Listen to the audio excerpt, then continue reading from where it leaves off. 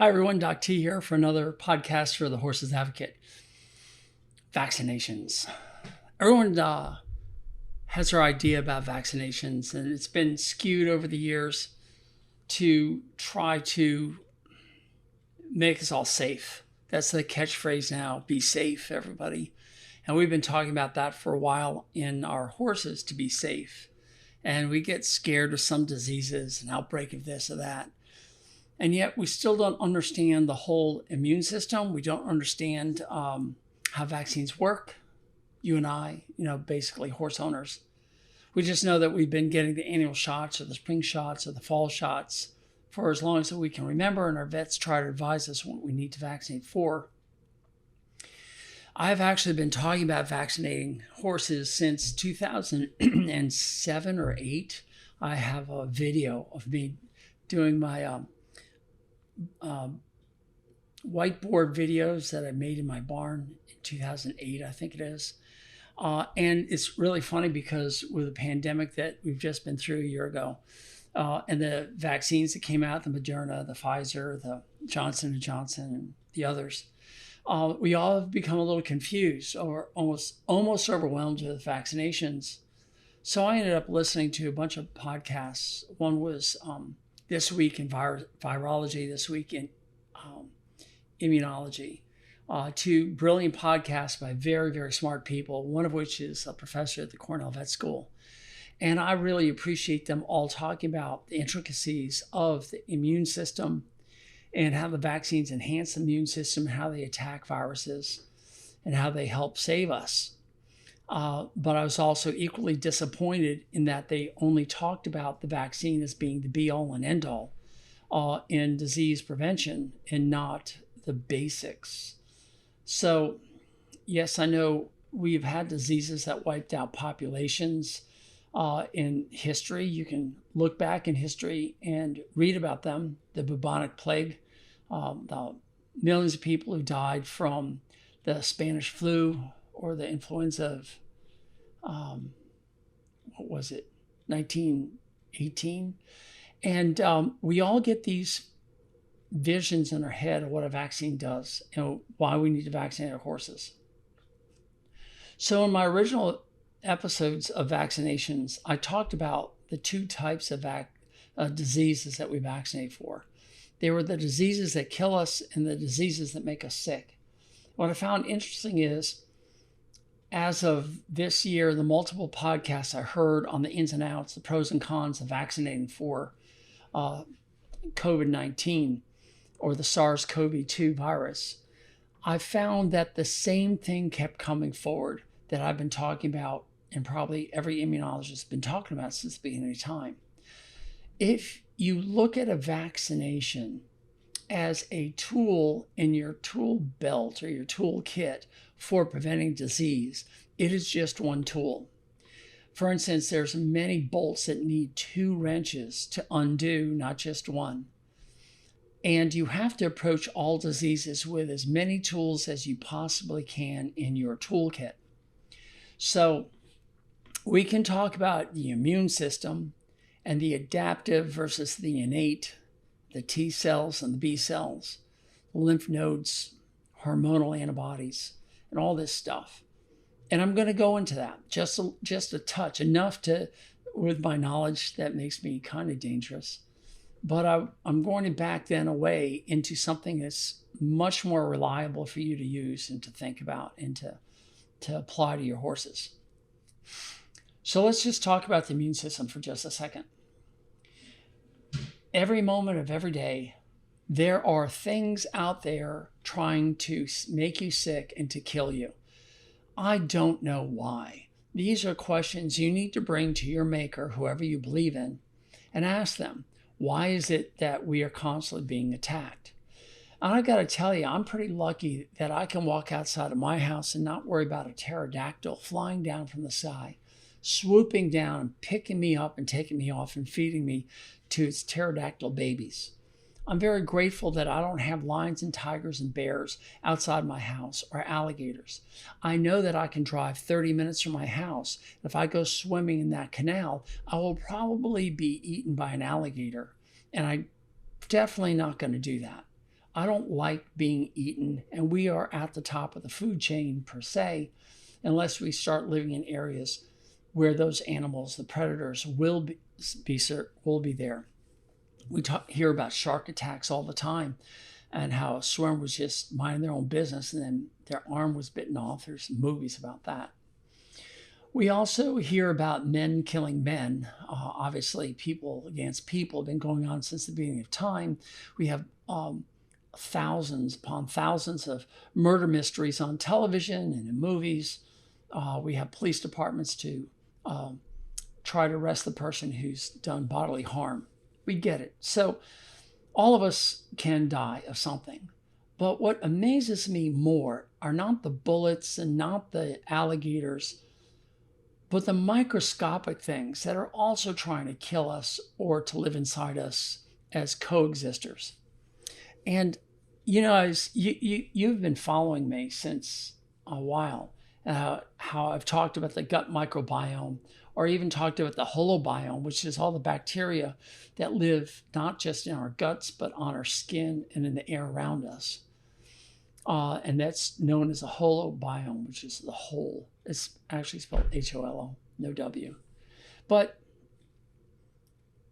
the holobiome, that includes funguses, bacteria, and viruses.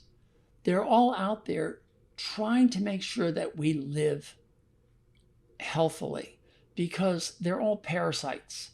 And don't forget, we have parasites too. We have all sorts of parasites that are living so calmly and collectively in us and around us and on us that I laugh at everybody, including my buddy Elon Musk, who wants to send a man to Mars. If I had a moment to bend Elon Musk's ear, I'd say, I think that's all well and good. You want to send a human to the space, but you know that you're sending trillions upon trillions of bacteria, viruses, and fungi and parasites along with that human. And have you asked them how are they going to do in a weightless environment? Because we can't survive without a spacesuit anywhere except on Earth. And that's because all of our bacteria have to live here on Earth. So everybody lives symbiotically, is the word. You leave me alone, I'll leave you alone, we'll live together. And if you're really healthy, I'll remain healthy. And this is the driving force behind nutrition, is to make the gut microbiome as healthy as possible, so they in turn can give us all the vitamins we need and all the energy we need in the proper way. And this is why we've been hounding how important it is to have these microbiomes healthy, secondary to the foods that we eat. But because we eat so many weird foods, names I can't even think of, but certainly culinary delights nonetheless. We all like to have a beignet down in New Orleans, fried dough with powdered sugar on it. Yumbo. I mean, that's just to die for. But what's it doing to the rest of our body? Well, we have to defend ourselves from attacks like that. And this is why so many people suggest that up to 90% of our immune system is located along our gut, along our intestines, because it's constantly being invaded by things that shouldn't be there.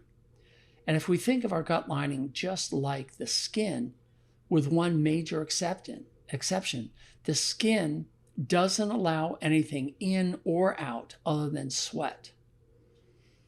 And where that changes from our skin to our mucous membranes is at your lips. You can see that. Your red lips are your mucous membranes, and your skin is not.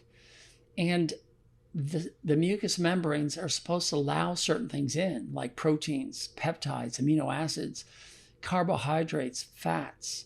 They're supposed to let these things in, some minerals. And of course, the vitamins that the bacteria are making. But we also load in bacteria that don't belong there. We load in oils and fats that don't belong there. We overload it with sugars that allow certain bacteria to grow, and they become a problem as they die. And they bind to the oils, and they come passing through our gut membranes, causing leaky gut that inflames our joints, blah, blah, blah. You've all heard this if you've been hanging around me at all. If you're new to this, you should be checking out all my nutritional websites. But this is a podcast on vaccinations. And yet the vaccinations, almost every one of you listening will understand that the vaccine is supposed to stimulate the immune system, to trigger it to recognize certain pathogens, which are anything that's trying to kill us or make us sick. And they take those pathogens and kill them with something so descriptive as a T killer cell. And T killer cells are really cool because T killer cells are like on the front lines and they go out there and they're part of what's called the innate immune system. And they're going along and saying, yep, I know you. Yep, I know you. Yep, I know you. It's like having the bank teller, the guard at the bank who sees all these people come into the bank and he's got his gun and he's got his authority.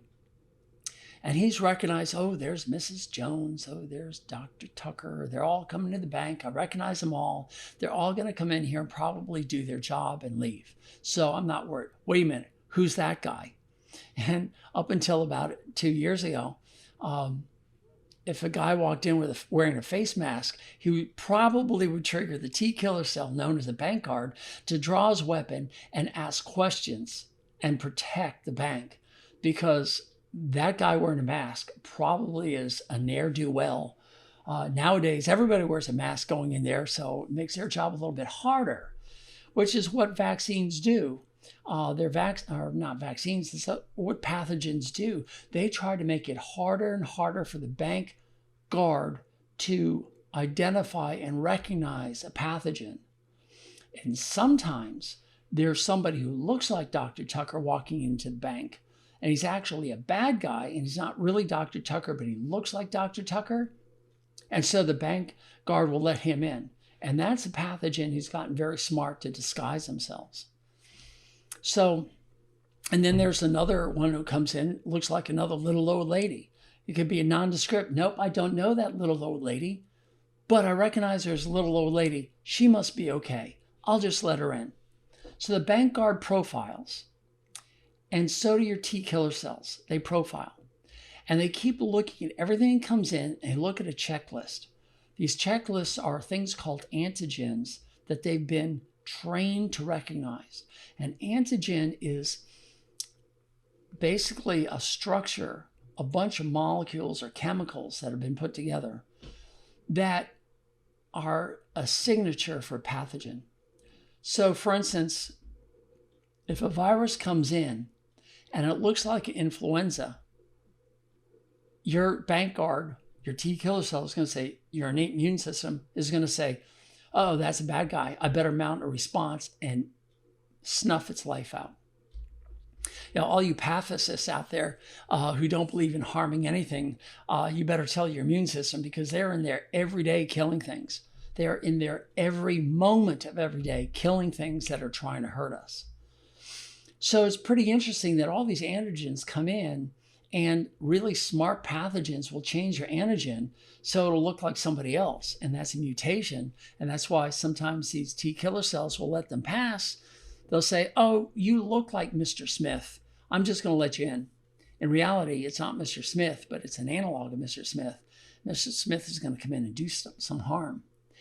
Here's another little tidbit that some of you might not know, but in the 90s, some researchers went up to Alaska and exhumed all these Alaskans who had died from the Great Spanish Flu, the influenza of 1918.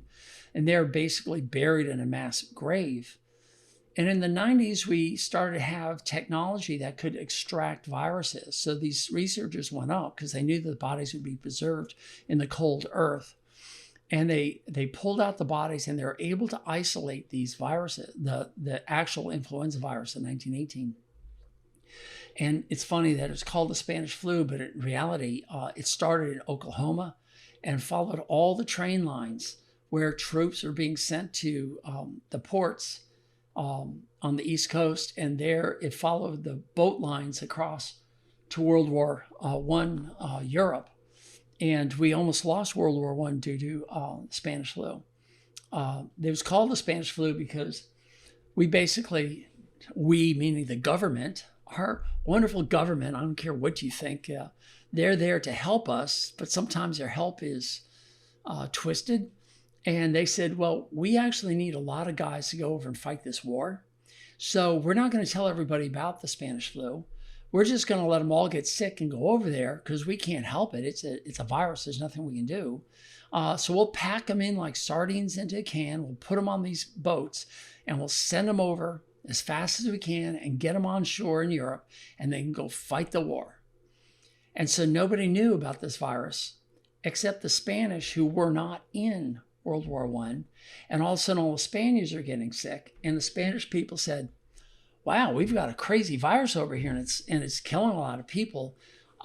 Let's call it the Spanish flu. That's what we'll call it. We're going to call it the Spanish flu.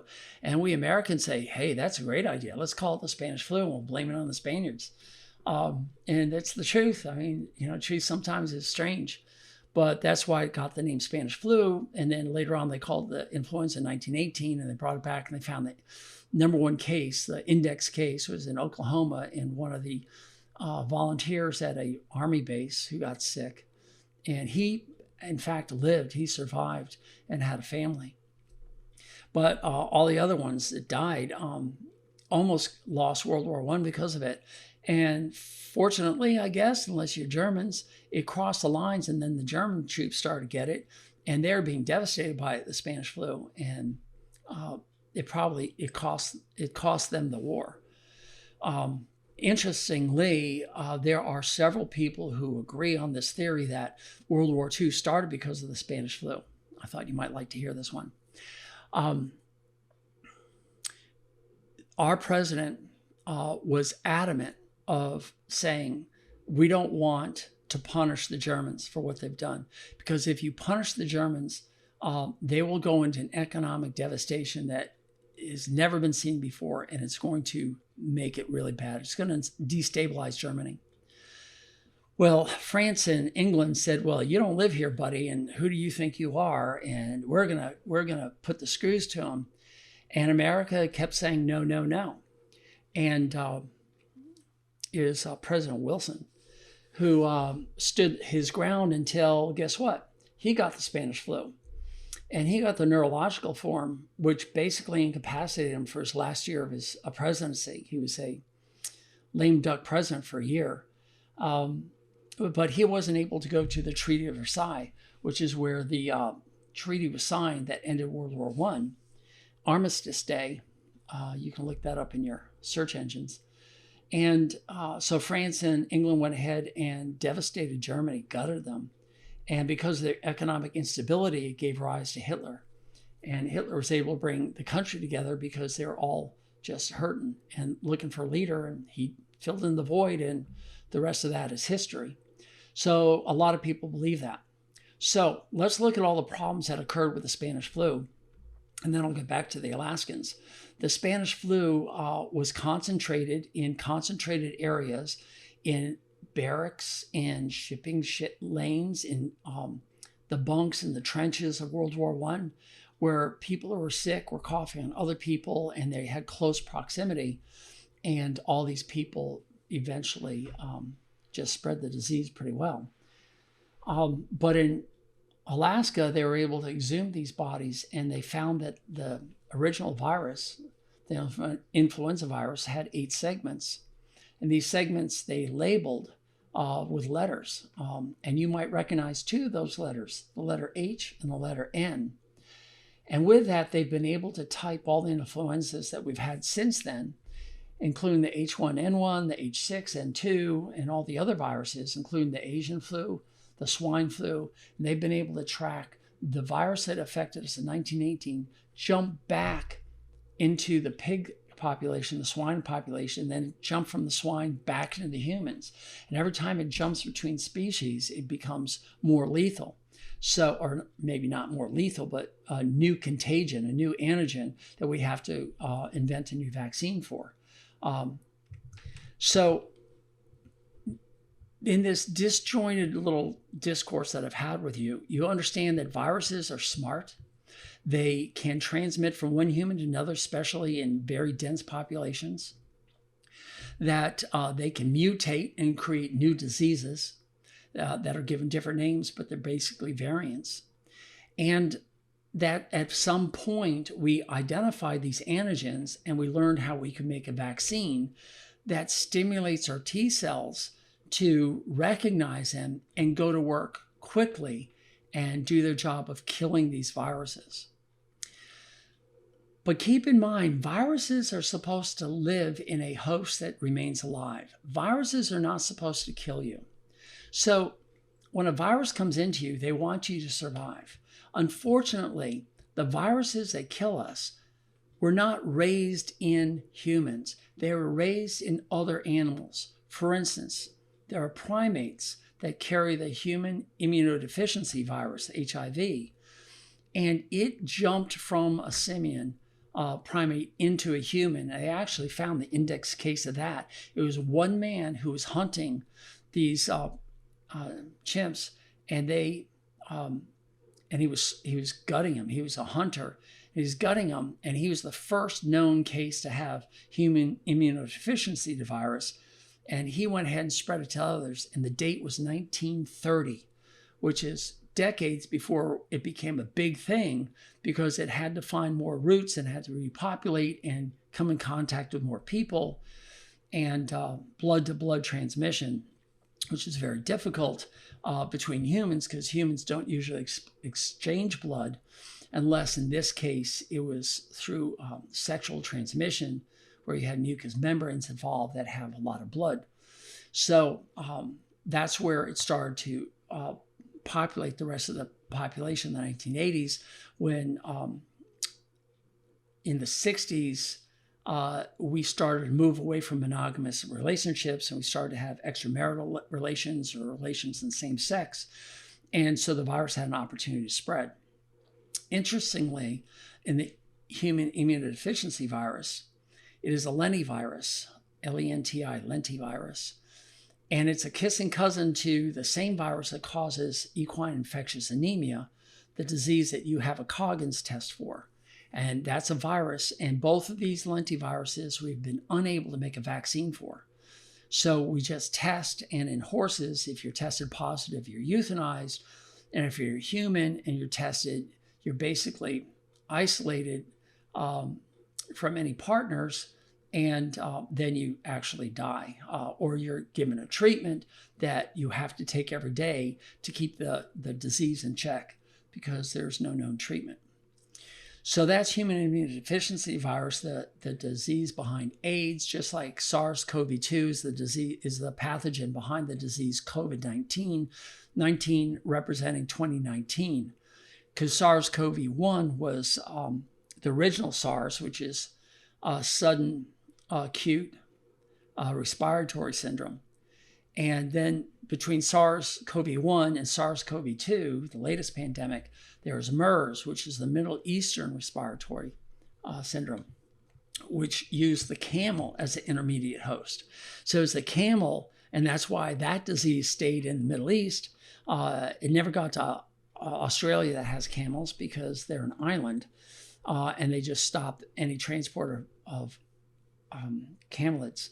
And we don't have camels here in the United States, except for, in zoos. So, and of course, the SARS-CoV-2 came from bird species. And then the birds, they was living fine in the birds, but somehow got over to humans. And whether you believe that it went to the lab or not and got potentiated, that's irrelevant to this discussion. The discussion is about how a virus presents an antigen to your T killer cells, and the T killer cells mount a response and immediately kill them.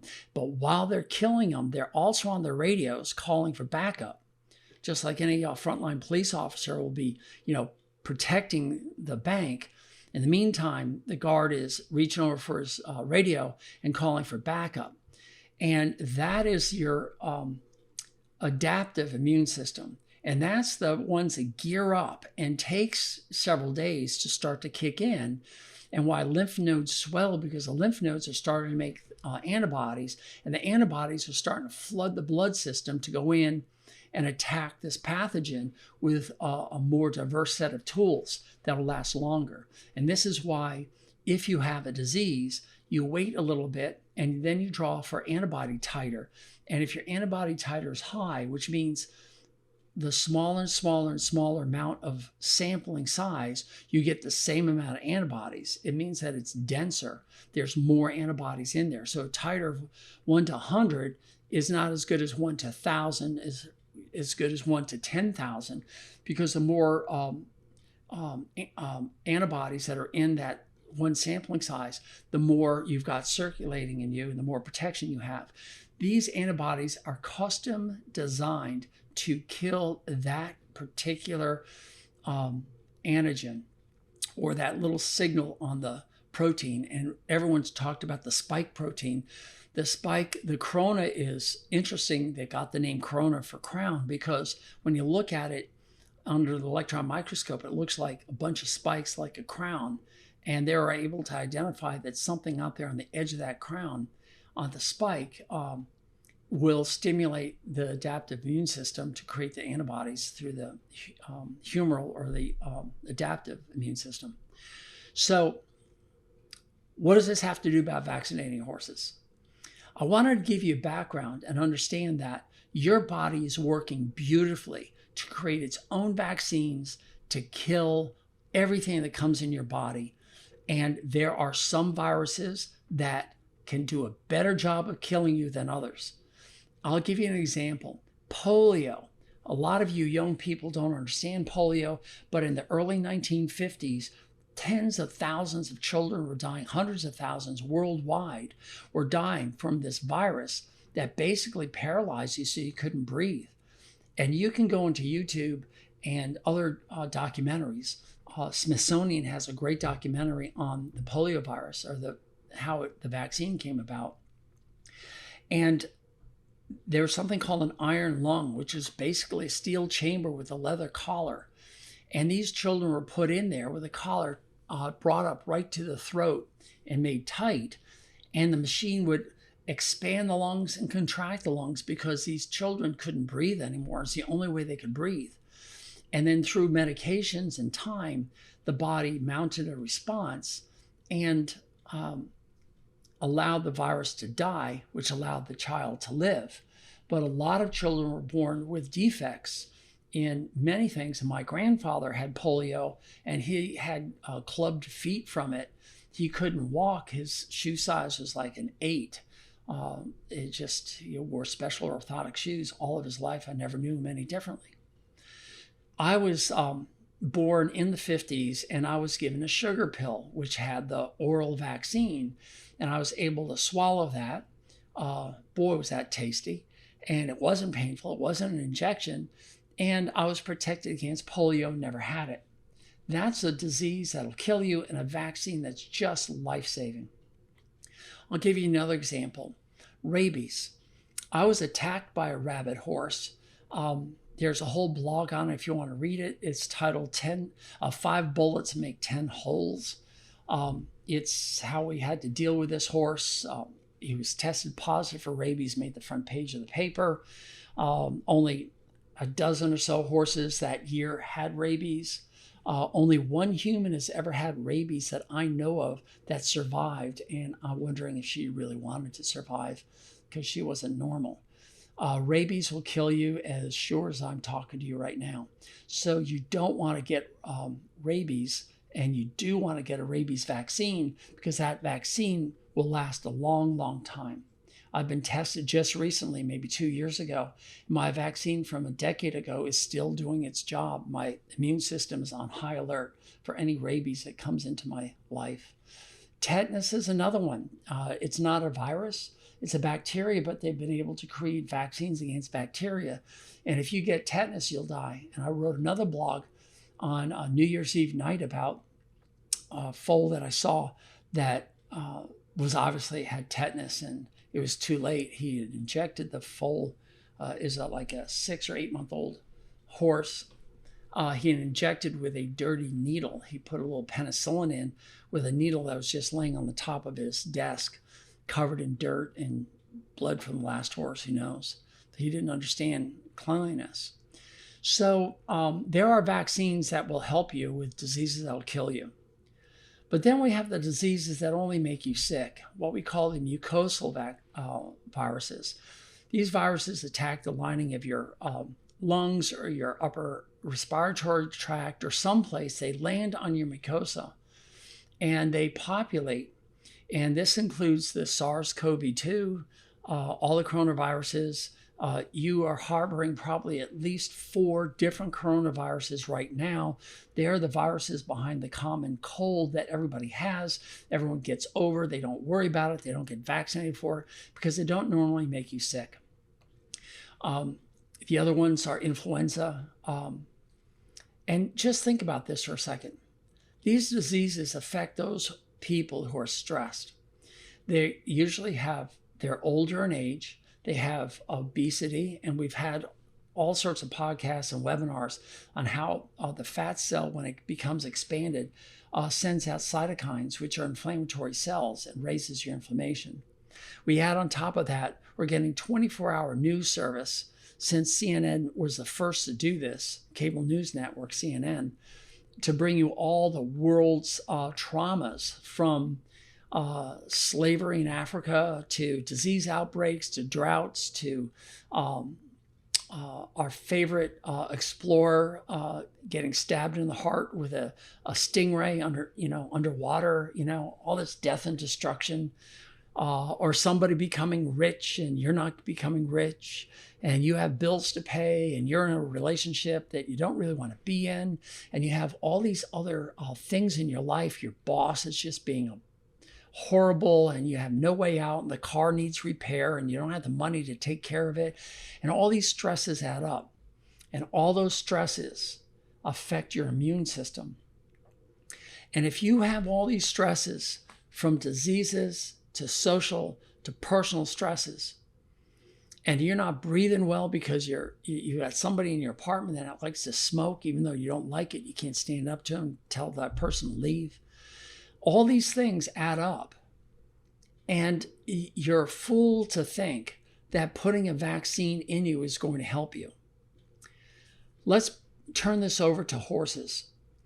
If your horses are outside running around, they're never inside, they're happy, they don't have they have no horses coming and going, it's a closed herd, and they're not obese, they're exercised well, and everything in their life is perfect as far as we can make it, then vaccinating them for contagious diseases from other horses seems to be a little bit of a moot point, doesn't it? In other words, why would you want to vaccinate your horse for disease that it's probably never going to be exposed to? These are usually the respiratory diseases, including strangles. But when it comes to these horses that are packed up in a horse trailer and hauled to a horse show every weekend or several times a month, they're stabled in a strange area. The noises at night continue on. It's not that nighttime peaceful place that they normally have. They're being worked hard. For instance, they're a racehorse and they're being put in the peak condition that they can.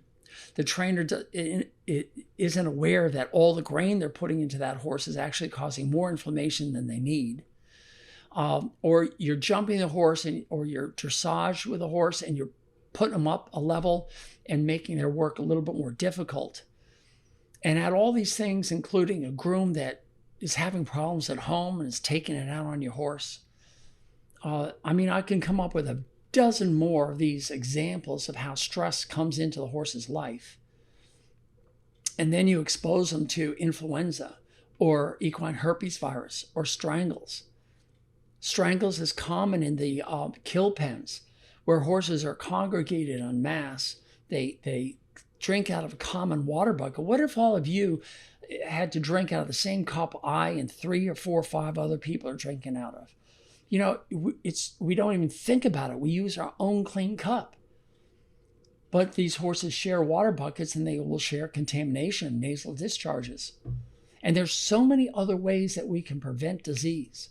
If we were able to do just one thing to help our horses not suffer from equine herpes, EHV1, either the neurological form, the respiratory form, or the abortion form, there's one thing that we would do is that we would isolate that horse from all other horses that are coming and going. So if you have horses that are being shipped out for breeding or they're going to a horse show, you need to build a new barn for them and keep them over there until they've gone at least 2 weeks. We are all now painfully aware of what this 14-day isolation quarantine that we're talking about. That have to happen for our horses. We can't take a horse to a horse show and then bring it back and put it in the same herd as our pregnant broodmare and expect her not to abort. Because you're mixing, you're inoculating one horse out of the horse show, and then you're bringing him back, and that horse is inoculating every horse at home. I'll never forget the lady who, bless her heart, saved a horse from the kill pen. She just had it in her. She had the money. She had the means. She had a farm. So she rescued this horse, brought it in, threw it in the farm. And every horse, there was at least 15 horses on the farm. Every horse there got strangles. Every horse. We're the first one not showing any. It was a carrier. Didn't show any, this rescued horse. It didn't have any snotty nose. But they also had a goat, and the goat went from stall to stall to stall. As soon as the horse was out, the goat would go in. Hey, is there any grain in here? And then we'll go to the next one, then to the next one. And he would take discharges and spread them through the whole place. And the goat, not being susceptible to strangles, did okay. But every other horse did. And we nursed those horses for a long time. And she got worried about one horse, a young horse. And she said, you know what, Doc, I trust you, but I want to take this horse over to Cornell. And it was a strangled horse, a young horse, I'd say less than 2 years old. And she wanted to do the best because she had the money to do it. So she took the horse that was already sick, that was in therapy of rest and relaxation, and took it over to Cornell. And Cornell gladly accepted it. We had a discussion before we sent it over. They said, it's fine. We've got a place in our isolation stalls. We'll just put them in the isolation. And they did. And 4 or 5 days later, the horse wasn't getting any better. And the owner realized that that was a mistake. She says, no, I should have kept the horse on the farm and said, I'm going to bring it back. So 4 or 5 days later, they shipped the horse back. 2 shippings, the horse was stressed out and died. All the other horses recovered. The best treatment for viruses is rest, but the even better treatment is isolation. And even better than that, get the horses healthy. And you know me, I mean, I'm going to say you got to stop feeding these horses grain because it's causing so much gut inflammation. It's taxing the immune system. But if you look at all the comorbidities that occur, comorbidities are sicknesses, illnesses that are occurring at the same time as another illness. The Centers for Disease Control looked at all the people who had died of COVID-19 as of September 30th of 2020. It's the last time I saw this data. I'm sure they've updated since. But they said 94% of all those people who died, that means 94 out of every 100 that died of SARS-CoV-2, had 2.3 comorbidities. They were the 3 leading ones, diabetes, obesity, and hypertension. And all those are diet related.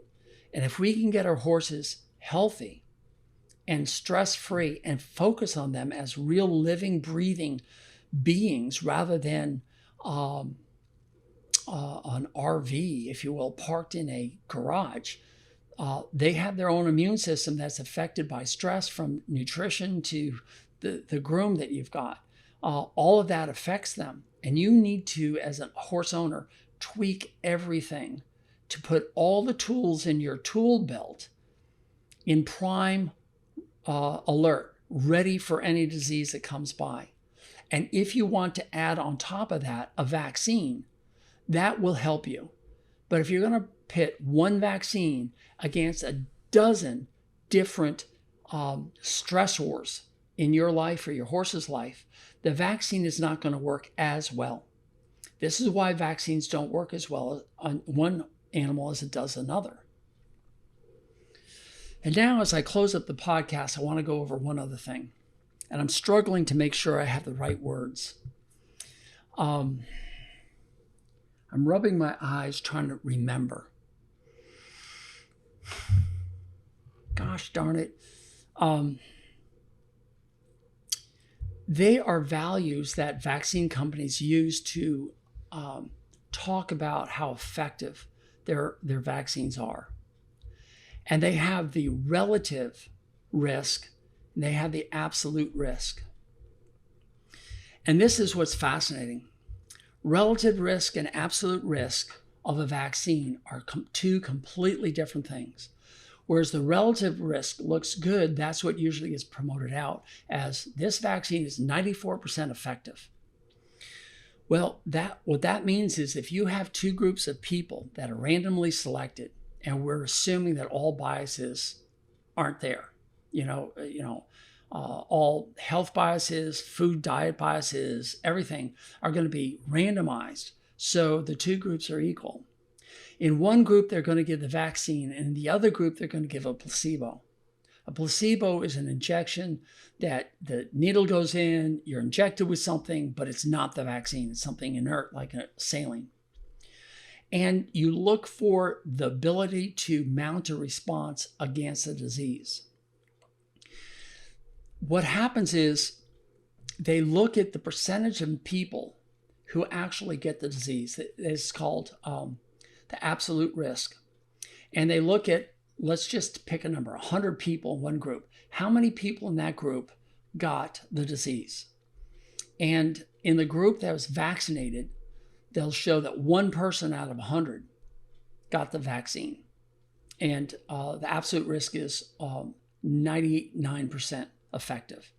It meant that out of 100 people got the vaccine, only one person out of 100 got it. It's 99% effective, and that's a relative risk, and that's what they promote.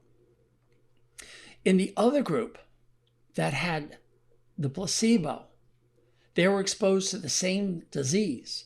They found that 2 people in the group out of 100 got the disease. So their relative risk is 98%. So the vaccine was 99% and placebo was 98%. But they don't tell you that. What tells the difference is the absolute risk, where you divide the 2 in 100 into the 1 in 100, and you get a 50% absolute risk.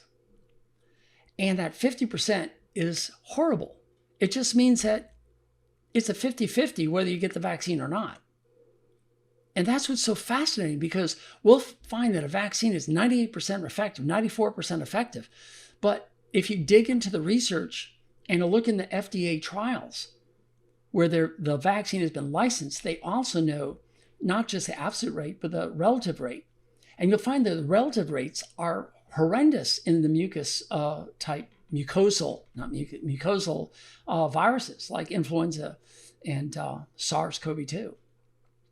So when you look at the relative risk, you're saying to yourself, okay, should I get vaccinated or shouldn't I get vaccinated? Should I vaccinate the horse for it or shouldn't I get vaccinated for it? Well, you don't have all the information to make that decision.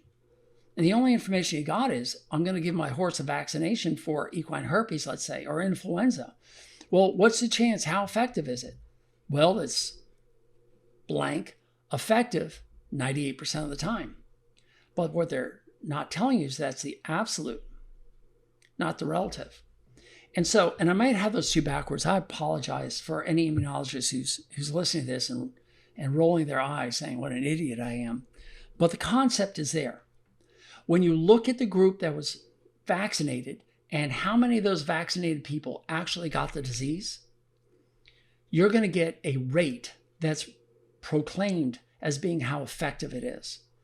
But in reality, you have to look at the other group that got the placebo and then got the disease and look at their relative rate or their absolute rate. And you're going to find that when you compare those two absolute rates, you get a relative rate and you find out that it's not that good. I'll give you another example. Let's take rabies. We're going to vaccinate 100 people for rabies, and another 100 people we're going to give a saline shot. Now we're going to expose them all to rabies. The vaccinated group, if you get 1 in 100, you're going to be amazed because that vaccine is that good. And in the group that got rabies and only the placebo, you're going to get 98% of them that are going to die. Yikes. Not a very good trial, right? But the relative rate is like equal. And you're going to find out that it's not that good. But as those numbers get down to lower numbers of effectiveness, the relative rate looks lousy. And so you're saying, well, gosh, I might as well just get the influenza. I might as well get SARS-CoV-2 because the vaccine really isn't that effective. I mean, it was effective in one group. 1 out of 100 got it.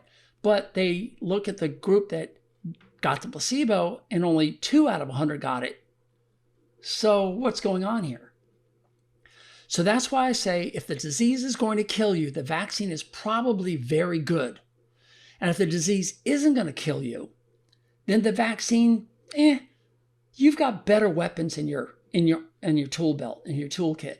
You've got isolation, you've got reduced stress, you have improved diet, get some physical exercise, do all those things, get rid of the diseases that are bothering you. Like a horse, if the horse has a bunch of diseases and it's overcrowded, you've got 10 horses on 1 acre of land and they're all stuck in dark stalls with no ventilation, you might as well vaccinate them. It might help. But your horses that are allowed to run free in the open green grass, let's see this green grass back here behind me? For those of you who are on the podcast, there's a bunch of horses grazing in a huge field. You know, those guys are doing pretty well. They got shiny hair coats. They're probably getting protein in their bodies. They're not protein deficient. They're not being overfed on grain, or they're getting no grain, so they're not getting gut inflammation. That's going to be the better way to protect your horse. And if you are going to these horse shows, by all means, vaccinate them for influenza and for equine herpes. But if your horse is isolated at home and doesn't have exposure, why are you doing that? It's your money. You can do that. But if I were your veterinarian, I would say, yeah, I'll do it for you, but you don't really have to do it. Isolation is the best thing. Your horses aren't going anywhere. They're not going to be exposed. And I'm not going to bring it on the farm. It just doesn't travel between humans and horses. All right? So that's my whole thoughts on vaccinations. It's a lot to chew on. You now understand how the adaptive or the innate immune system follows by the adaptive immune system, that they're being triggered by these antigens that are on everything out there, including viruses and bacteria. And your body is working on thousands and thousands of different antigens that are landing in your nostrils with every breath, on every piece of food that you eat, on everything that you touch. It is constantly at war fighting all these things, and there ain't nothing better than your immune system. And the best way you can protect your horse's health is to make sure they remain healthy and their immune system is primed 24/7. If you can do that, then vaccinating them, that might help you. It might help you, in that rare instance where something goes wrong and you're at the horse show and the sick horse coughs and your horse is stable next to you, and it'll help your horse get over it. It's not going to be devastating. But if you're like most people, you just keep working it and working it and working it, and you keep forgetting. And you think that because the vet came and vaccinated your horses, or you went out and bought the vaccine and vaccinated the horse, that your horse is protected. Think again. True for rabies, true for tetanus, true for several other vaccines, diseases that you might vaccinate your horse for. But for the highly contagious respiratory diseases, it's just one tool in your tool belt. You got to be working on all the tools if you want to stay healthy. All right, so that's my thoughts on vaccinations. I'm glad you stayed with me all the way to the end. Please, if you enjoyed this podcast, get on over to Apple or wherever you listen to your podcasts. Whoops, I just knocked my screen behind me. There we go. And leave a review. Give me a 5-star rating, or give me 1 star, whatever you believe, but put it down in writing why you like it or why you don't like it, and then tell other people about it. I've got more of these things. I've got a list of them that I'm trying to put together. And then I don't know what I'm going to talk about until the lights come on and I start, I hit the record button, and here I am talking to you. So I'm just, again, grateful. You have no idea. I'm just trying to get all this stuff out here and help you fill in the blanks of your horse manual so you know how to take care of them. And understand that we're here to help horses thrive in the human world. think of becoming a Horses Advocate member, where you can reach me directly and we can have some interactions with me and the other like-minded people around the world. Yes, we are around the world. We have people in other countries who are listening to this stuff, and I'm just blown away by it. So thank you for joining me, and I love you all. Bye.